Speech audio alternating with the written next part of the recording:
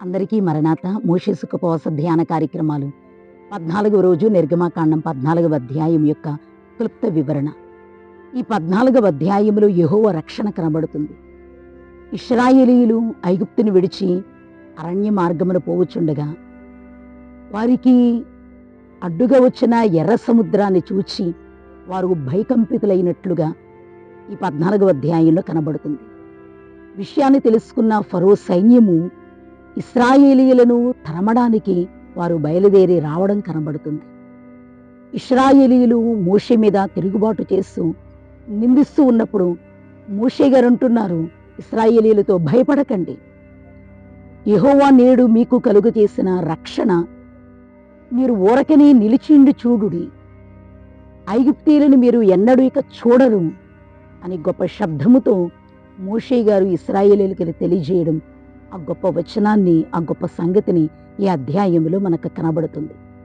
వెంటనే దేవుడైన యెహోవాకు మోషే మొర్రపెట్టగా, దేవుడైన యెహోవా సాగిపోడి, మోషే నాకేలా మొర్రపెట్టుచున్నావు?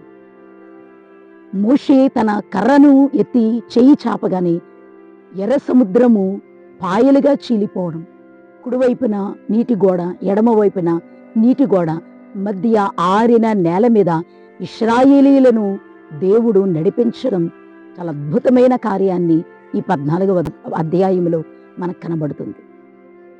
ఎర్ర సముద్రము మధ్య ఆరిన నేల మీద వారు నడిచి వెళ్ళిపోతున్నారు. ముందు వారిని నడిపించేది మేఘస్తంభం. ఆ మేఘస్తంభం వెనక్కి వచ్చినప్పుడు ఐగుప్తీయులకు చీకటి, ఇశ్రాయేలీయులకి వెలుగుగా దేవుడు చేయడం జరిగింది. ఇశ్రాయేలీయులు ఎర్ర సముద్ర మార్గమున వారు ప్రయాణమై ఎర్ర సముద్రము దాటగానే ఐగుప్తీయులను జలరాశులు మింగివేసినట్లుగా ఈ అధ్యాయంలో మనకు కనబడుతుంది. ఎప్పుడైతే ఐగుప్తీయులు జలరాశుల్లో కలిసిపోయారో ఇశ్రాయేలీయులు ఆశ్చర్యపడ్డారు. అప్పుడు దేవుని యందు వారు నమ్మిక ఇచ్చినట్లు మనకు కనబడుతుంది. దేవుడంతటి గొప్ప కార్యము చేశారు. అలాగే రక్షించబడిన విశ్వాసికి పరీక్షలు ఎదురవుతాయి. ఎందుకు? పరిశోధించబడ్డానికి. కానీ దేవుడే పరిష్కరిస్తారు. పరీక్షలు వచ్చినా అవి పరిశోధనకి. విద్యార్థులు పరీక్షలు వ్రాస్తారు. ఎందుకు? వారికి జయము కలగడానికే కదా.